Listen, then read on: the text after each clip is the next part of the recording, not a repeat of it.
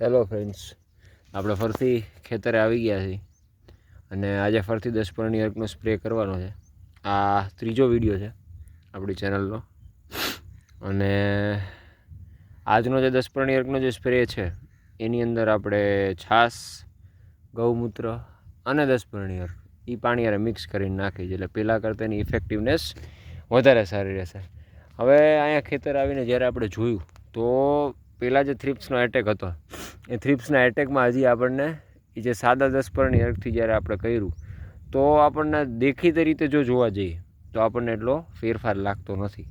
પણ એનો જો બીજા એંગલથી તમે જોવા જાઓ તો જ્યારે થ્રિપ્સનો એટેક વધી જાય ત્યારે ફ્લાવરિંગ આઈધર ખરવી નાખે અને કાં પછી થવા ન દે, અને થાય તો એની અંદરથી માખી અંદર બેસીને પતાવી દે. હવે અત્યારે ફ્લાવરિંગ છે ને ઘણું બધું વધી ગયું છે પહેલાં હતું એના કરતાં.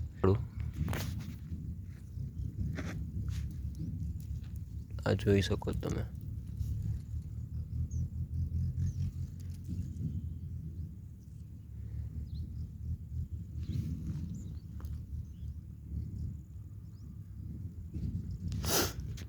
આ બાજુના બધા ભાગના મોટા ભાગના પોર્શનમાં ફ્લાવરિંગ બહુ જ સરસ થયું છે.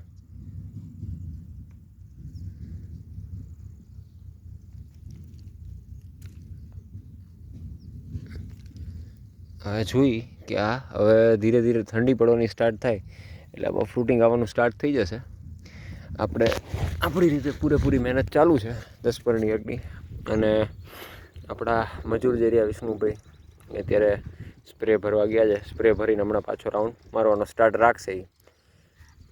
આપણે વધારે પડતું ધ્યાન આટલા પોર્શનમાં દેવાનું છે કારણ કે આગળનો જરાક ખારવાળો રિજિયન છે, એટલે ત્યાં ચાન્સીસ ઓછા છે કે આપણને ઉપજ મળે. ને વાવી હતી એ પણ બળી ગઈ છે. જ્યારે વાવી હતી મરચી ત્યારે પણ આપણી કન્ડિશન્સ બહુ અઘરી હતી વાવતી સમયે, કારણ કે વરસાદ હતો, લેટ થઈ ગયા હતા. પણ ખાસ કરીને જો કે તો બે જગદીશભાઈ આપણને ફૂલ સપોર્ટ કર્યો છે. પહેલાં જગદીશભાઈ એક જેની પાસેથી આપણે ધરું લીધા હતા, જે દેશી વઢવાણી મરચીના ધરુરિયા એ તૈયાર કરે છે. એમનું નામ જગદીશભાઈ છે, એ પૃથુગઢના છે. અને ત્યારે એ ટાઈમે કેવું હતું કે વરસાદ બહુ હતો, પ્લસ માટી એકદમ ચીકણી હતી. તમે આગળના વિડીયોમાં જોયું હશે કે ભાઈ હાલવું કામ કરવું અઘરું પડતું હતું. તો એ સમયે આપણી સ્પેશિયલી અમારા મિત્ર છે જૂના સહદેવભાઈ, એમના બનાવી છે અને એમનું નામ જગદીશભાઈ જ છે. એટલે એમની આખી ટીમ અને બીજા લેડીઝ મેમ્બર બધા આવીને 15 જણા આવીને આખું આ કોઈ પણ મીન્સ બેઝિક ઇન્ફ્રાસ્ટ્રક્ચર વગર જેમ ચા સરસ આમ પ્રોપર કરીને વાવવું ને એવી રીતના મેળ નહોતો પડ્યો, તોય એમને ઘણું બધું એક્યુરેસીથી સરસ રીતે વાવીને થાય એટલી મહેનત કરીને બહુ સરસ રીતે કર્યું હતું ને જેના કારણે આપણે અત્યારે આ મરચાં જે છે એ ઊભા છે. અને બીજું તમને વાત કરું તો મરચારિયા એ બહુ જ ડેલિકેટ વસ્તુ છે. પણ હવે ભગવાનની દયા કહ્યું કે જે ગયો આપણે વાવ્યા ત્યારે વરસાદ હતો, પછી કેનલ બંધ છે, હજી કેનલ બંધ છે. પાણીનો ઇસ્યુ ત્યારે હતો, હજી છે બરાબર. પણ વરસાદ આવ્યો ત્યારે તો ઠીક છે, કાલો કે ભાઈ ભીની હતું જમીન આ તે. પછી એવું થયું કે વરસાદ આવ્યો જ નહીં અને પાણીનો પ્રોબ્લેમ હતો. ત્યારે આપણે એ ટાઈમે વિડીયોને એવું બનાવતા નહોતા ને, હું તમને દેખાડે કે ટ્રેક્ટર ભરીને બહારથી ડોલે ભરીને આખું બેરલ ભરીને પછી અંદર લાવતા ખેતરમાં અને એક ક્રોપને ડબલે પાણી આપતા હતા, કારણ કે બચાવવું જરૂરી હતું. એટલે એવું આપણે 2 વાર કર્યું હતું. પછી એક પહેલી વાર કર્યું, પછી વરસાદ પ્રોલોંગ થયો, વાંધો ન આવ્યો, થોડું ખેંચાણું. પછી પાછો વરસાદ એકવાર આવ્યો એટલે ટેકો થઈ ગયો, અને પછી પાછો વરસાદ આવતો બંધ થઈ ગયો.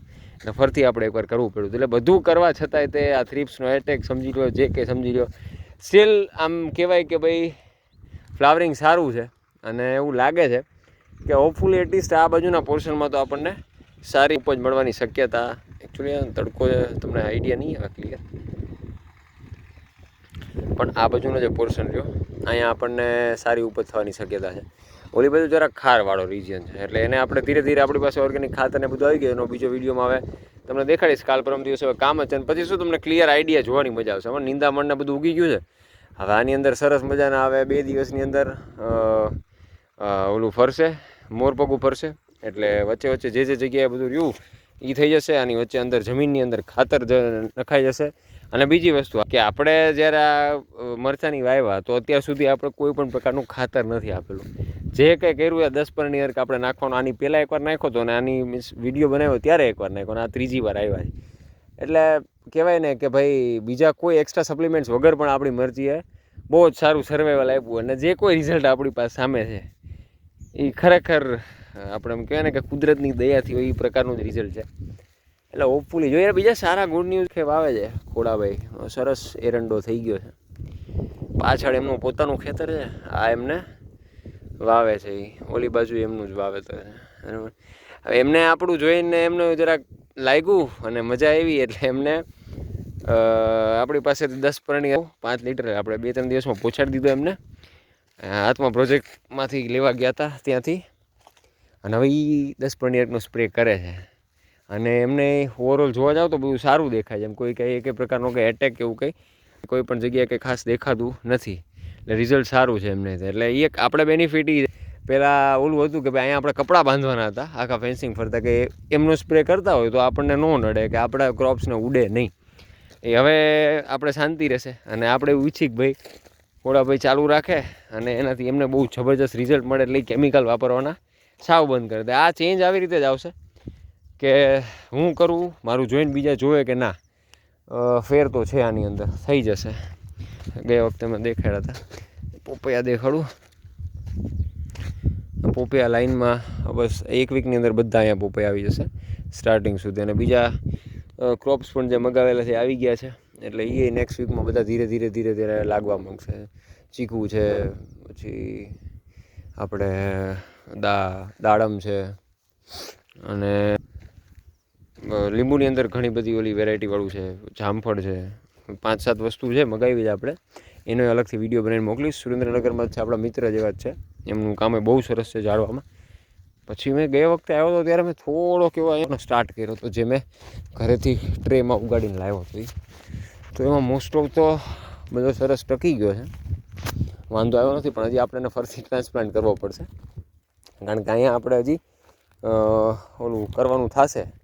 તો એ સમયે આપણે પાછું આને અહીંથી કાઢવા પડશે, કારણ કે અહીંયા ટ્રેક્ટર ચાલશે તો અહીંયા તે મોર પગું ને એવું ચાલશે તો પછી એની અંદર આને આ વચ્ચે કપાઈ જશે. જો આની વચ્ચે મોર પગોની ચાલશે તો એટલે આને ફરતી કાઢીને આપણે શિફ્ટ કરવો પડશે. અને બસ થેન્ક યુ તમારા બધાના રેકમેન્ડેશન્સ આવ્યા કે વિડીયોઝની અંદર શું સારું ખરાબ આ તે જે તમે રેકમેન્ડેશન આપ્યા એના કારણે હવે આ વિડીયોને આપણે સૌથી પહેલાં તો બહુ લાંબો નહીં રાખી, શોર્ટ રાખશું. અને થેન્ક યુ વેરી મચ. તમને બધાને વિડીયો બહુ જ ગમ્યો. હોપફુલી આપણે બીજા વિડીયોઝ જે બનાવતા રહેશું એ તમને બધાને ગમશે, ઇન્ફોર્મેશન મળશે અને તમે પણ આગળ બીજા બધાને ઇન્ફોર્મેશન શેર કરી શકશો, અવેર બનશો કામને લઈને. ફ્લાવરિંગ તો સરસ થઈ ગયું છે. આપણે હવે જોઈ કે આપણને રિઝલ્ટ કેવું મળે છે. હું તમને બીજા થોડા ક્રોપ્સ અલગ હોય એની અંદર રીતે પાનની કન્ડિશન જો જોવા જાવ ને તો હવે ઓલા જેવું છે કે હવે જો તમે કેમિકલ યુઝ કર્યું હોય તો તમને ઘણું ઝડપથી બધું રિઝલ્ટ મળી ગયું. આપણે આ યુઝ કર્યું ને સાદો 10 પરણી અર્ક યુઝ કર્યો હતો એટલે આપણને રિઝલ્ટ કદાચ મળવામાં થોડીક વાર લાગે.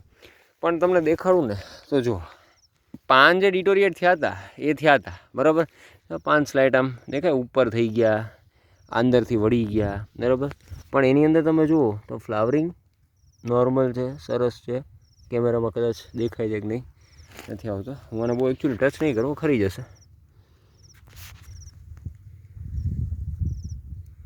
જો ફ્લાવરિંગની અંદર કોઈ પણ પ્રકારનું કંઈ ઇન્સેક્ટ કે કંઈ છે નહીં, નોર્મલ જ છે. એટલે આની અંદર 100% ચાન્સ છે કે મરચું આવશે. હવે જો આની અંદર જો ક્રોપને તમે જોવા જાઓ તો તમને એવું 100% લાગશે કે આની અંદર ઘણું બધું ડેમેજ છે. થ્રિપ્સને કારણે ઘણું બધું ડેમેજ છે. પણ હજી તો આ ક્રોપને હજી ફર્ટિલાઇઝર્સને આ બધું મળવાનું સ્ટાર્ટ નથી થયું.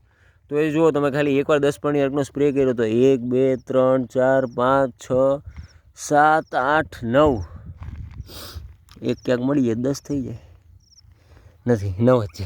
પણ એક ગ્રુપમાં 9 ફૂલ બેઠા. એટલે ઘણા બધામાં કહેવાય ને કે એ ફ્લાવરિંગનું બહુ જ સારું છે. અહીંયા ફ્લાવરિંગ બેસવાની તૈયારીમાં છે. આની અંદર વચ્ચે બેસશે, આમાં ફ્લાવરિંગ થયેલું છે અંદર. એટલે રિઝલ્ટ્સ હોપફુલી તો એવું લાગે છે કે ભાઈ બહુ જ સારા મળશે આપણને. અને મેં જેમ પહેલાં વિડીયોમાં કીધું હતું, રિઝલ્ટ કોઈ પણ મળે, આપણે આપણી કેમિકલ ફ્રી લાઈન ચાલુ રાખવાની છે. અને જે પણ આવશે, જેવું થશે એવું આપણે બધાને કહેવાય ને કે કેમિકલ ફ્રી ખવડાવવાનો આપણો અપ્રોચ રહ્યો એને આપણે સાકાર કરશું તમારા બધાના સપોર્ટથી. અને જ્યારે પણ જે પણ ઉપજ આવશે તો એ સોશિયલ મીડિયાના થ્રુ અમે અપડેટ કરશું અને જેની જે રિક્વાયરમેન્ટ હશે એને આપણે એ રીતે પહોંચાડવાની 100% ટ્રાય કરશું. હવે રહી વાત અત્યારે એવું સંભળાય છે કે ભાઈ જે લોકોએ દેશી મરચાં વાવેલા છે એને ઓલરેડી મોટા ભાગનાને તો ઇટ્સ ડન, પૂરું નથી ઉગ્યા, ડેમેજ થઈ ગયા, થ્રીપ્સે પતાવી નાખ્યા, કોઈ પણ વસ્તુ થઈ, બરાબર. એટલે ભાવ એઝ યુઝ્યુઅલ જે ગઈ વખતે જ ઘણા હાઈ હતા, એ વખતે એનાથી પણ હાઈ હોવાની શક્યતા છે. હવે તમે વિચાર કરો કે ભાવ એટલે હાઈ છે કારણ કે દેશી મરચાં વઢવાણી મળતા નથી એટલે હાઈ છે, બરાબર. હવે એમાં તમને જો એવું લાગતું હોય કે મરચાં ઓલા છે, એ મરચાં 100% કેમિકલવાળા જ છે, પણ એ માલની એટલી નથી સપ્લાય એટલે, અને રિક્વાયરમેન્ટ બહુ જ મોટી છે, બરાબર. દેશી વઢવાણી મરચાં તો કોને ખાવા ન ગમે, એટલે એના કારણે એના ભાવ હંમેશા ઉપર હોય છે મોસ્ટ ઓફ ધ ટાઈમ. તો નોર્મલ મરચાં ખાવ તો એ એટલા સસ્તા મળી જાય, પણ વઢવાણી મરચાં રહે છે આપણા એ તમને હંમેશા મોંઘા મળશે. પણ મોંઘા મળે છે એનો મતલબ એ નથી કે they are clean, they are equally polluted and they are equally કેમિકલાઇઝડ.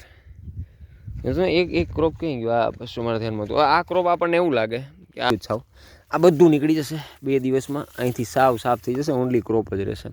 આમ જુઓ તો એમ થાય કે આ ક્રોપ તો આખું ફેલ થઈ ગયા જેવું હોય. એ ફેલિયરવાળા ક્રોપની અંદર 3 ફૂલ બેઠા છે અને બીજા 1 2 3 4 5 ને 6 7 8 બીજા અહીંયા આવે એવા છે. આની અંદર એ તમે જુઓ કોઈ પણ પ્રકારનો કોઈ જ ઇસ્યુ નથી ફ્લાવરની અંદર. નકર આની અંદર છે ને એ બ્લેક માખી રહી એનું એગ મૂકી દે ને ધેટ્સ ઇટ, પૂરું.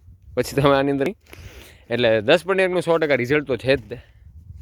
અને કહેવાય ને કે આપણે બધું આપણા બનતા પ્રયત્નો કરીએ છીએ અને હોપફુલી કે એના કારણે આપણે રિઝલ્ટ આની અંદર જે એક્સપેક્ટેશન્સ તો એવી કંઈ ખાસ નથી કે ભાઈ આવું થશે, પણ આપણે આપણી એક્સપેક્ટેશન એટલી છે કે ભાઈ સારું ઉત્પાદન મળે.